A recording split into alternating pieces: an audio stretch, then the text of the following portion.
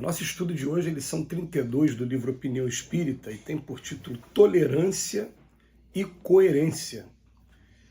Compreender e desculpar sempre, porque todos necessitamos de compreensão e desculpa nas horas do desacerto, mas observar a coerência para que os diques da tolerância não se esbarrondem, corroídos pela displicência sistemática patrocinando a desordem.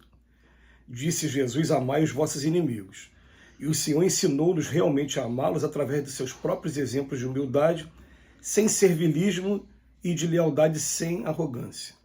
Ele sabia que Judas, o discípulo incauto, bandeava-se pouco a pouco para a esfera dos adversários que lhe combatiam a mensagem renovadora, a pretexto de amar os inimigos, ser-lhe ilícito afastá-lo da pequena comunidade a fim de preservá-lo, mas preferiu estender-lhe mãos fraternas até a última crise de deserção, ensinando-os o dever de auxiliar os companheiros de tarefa na prática do bem, enquanto isso se nos torne possível. Não ignorava que os supervisores do Sinédrio lhe tramavam a perda.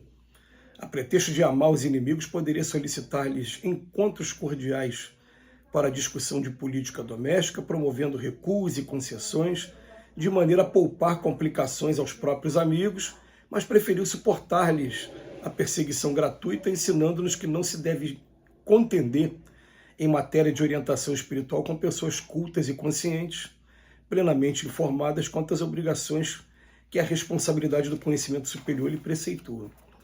Certificara-se de que Pilatos, o juiz dúbio, agia inconsiderado. A pretexto de amar os inimigos, não lhe seria difícil recorrer à justiça de instância mais elevada, mas preferiu aguentar-lhe a sentença iníqua, ensinando-nos que a atitude de todos aqueles que procuram sinceramente a verdade não comporta evasivas. Percebia no sacrifício supremo que a multidão se desvairava.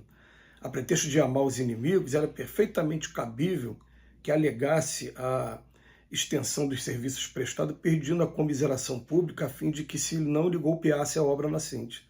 Mas preferiu silenciar e partir, invocando o perdão da providência divina para os próprios verdugos, ensinando-nos que é preciso abençoar os que nos firam e orar por eles, sem, contudo, premiar-lhes a leviandade, para que a leviandade não alegue crescimento com o nosso apoio.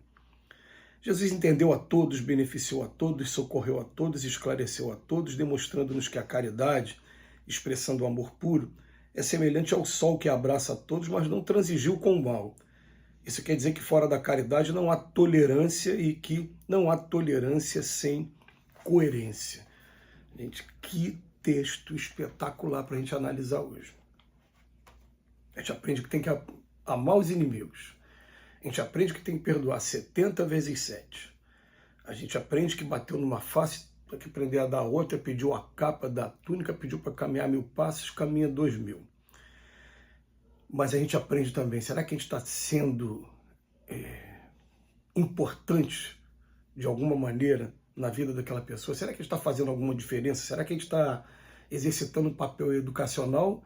Ou vai simplesmente ficar o tempo todo amando a pessoa fazendo a coisa errada e ainda podendo te prejudicar cada vez mais? Será que é isso o objetivo? O que o Emmanuel quis dizer para a gente? Que o objetivo não é esse. O objetivo é que a gente, assim, igual Jesus fez com Judas, ele sabia dos planos de Judas e foi observando Judas aos poucos se desviando, até o último momento, até quando Deus ele tentou ajudar. E mesmo depois que aconteceu o que aconteceu, ele não guardou mágoa e ele perdoou Judas até o último momento.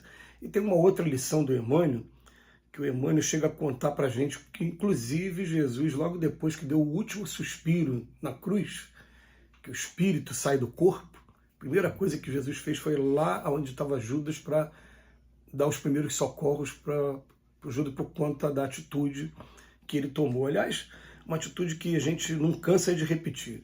É uma traição muito estranha, né?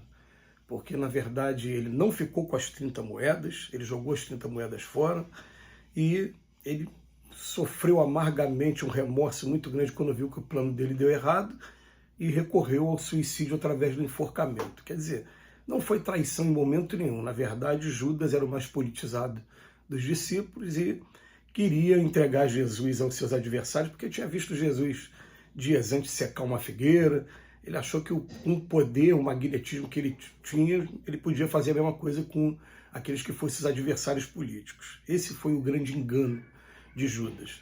Mas Jesus, até o último momento, procurando ajudar. O último exemplo, então, é o mais forte de todos, né? A pretexto de amar os inimigos, Jesus podia, naquele momento, conversar com o povo, tentar convencer. Não, ele ficou em silêncio e ficou o tempo todo pedindo perdão. A providência divina perdoa porque eles não sabem o que estão fazendo. Então, está mostrando para a gente que não é a gente concordar. Não é.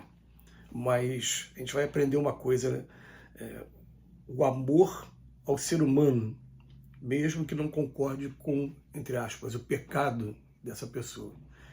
Então, ama o pecador, mas não ama o pecado. Essa é que é a ideia. Separar uma coisa da outra. Quando a gente consegue entender que todo mundo foi criado simples e ignorante um dia, e que todo mundo vai ter o seu momento de transformação, vai ter o seu momento de estrada de Damasco, né? Porque me persegue, vai ter um momento de despertar, aí a coisa começa a ficar mais interessante, porque a gente para de ficar emitindo julgamentos, e julgamentos às vezes muito severos com os erros dos outros. E essa é que é a ideia interessante. Eu falo porque eu tive uma experiência de trabalhar durante algum tempo como agente religioso em presídio, e ali você tem a prática mesmo do que reconhece o verdadeiro espírita pelo esforço que ele faz em domar suas más inclinações. Porque muitos deles ali vão contar casos pra gente que, se eu estivesse no lugar dele, será que eu não faria? E, na verdade, a gente faz o esforço para domar essas más inclinações, porque quem aqui na Terra vai dizer com sã consciência que um dia não teve vontade de partir para agressão para cima de alguém? Não teve vontade de xingar alguém? Não teve vontade de ter uma atitude irrazoável? Todos aqui somos testados o tempo todo nos nossos limites. Mas aí o esforço que eu faço em domar as minhas más inclinações, quando eu aprendi com os espíritos, né, que aqui na Terra se fala que o macho tem que enfrentar o desafio, falando, o macho tem que aprender a sofrer quieto, sem revidar, e depois ainda tentar ajudar o agressor. Esse é que é o macho de verdade mesmo. Essa é que deve ser a educação que a gente deve dar para os nossos filhos. Ó, esquece aquilo do passado, você não tem que enfrentar, você tem que ficar calado, lamentar o que a pessoa está fazendo, porque ela vai atrair tudo de ruim para ela também, através da lei de causa e efeito dessa lei. Ninguém escapa, e assim como a gente também não escapa. Então a gente não tem que fazer nada. Isso é que é o macho de verdade. Você partir para o enfrentamento é o mais fácil. Então, a tolerância, ela tem que ter uma certa coerência.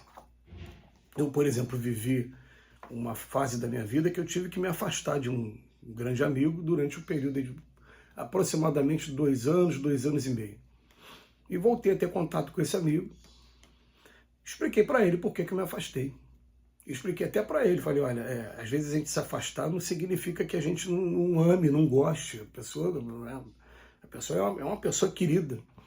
Mas às vezes a gente, por não concordar com as atitudes, por não concordar, a gente precisa ter esse momento de afastamento. E no momento certo, quando apareceu a oportunidade, a gente voltou agora a ter um contato, está começando a ter um contato mais próximo, mas o que acontece? Não teve mágoa, não teve simplesmente assim, ó, uma prevenção, né? Eu não posso ficar desse lado, porque eu não concordo com isso, não acho legal isso. Quando a gente começa a estudar o capítulo 12 do Evangelho, amar os inimigos, capítulo 12 do Evangelho, que ele vai dizer para a gente, assim, logo no primeiro texto, Allan Kardec, ó, amar os inimigos, não é o mesmo relacionamento que você tem com um amigo, não. Ele bota o roteiro, que é mais ou menos assim, ó, esse não é impossível, esse ele pode ser difícil, mas não é impossível. É não guardar ódio, nem rancor, nem desejo de vingança contra a pessoa, se aparecer uma oportunidade de reconciliar, reconcilia, sempre mal com bem, pagar o mal com bem, se abster de palavras ou atos que possam prejudicar aquela pessoa, se aparecer uma oportunidade de você ajudar aquela pessoa, ajude. Então, peraí, então a ideia é, eu tenho que estar bem aqui comigo. Agora, eu posso sim, não guardar ódio, nem rancor, nem desejo de vingança, mas continuar não concordando com as atitudes dele. E continuar em oração para que alguma coisa desperte na vida dele, porque ele tome um caminho diferente. Aí eu vou estar tendo tolerância com coerência. Que Jesus nos abençoe hoje e sempre.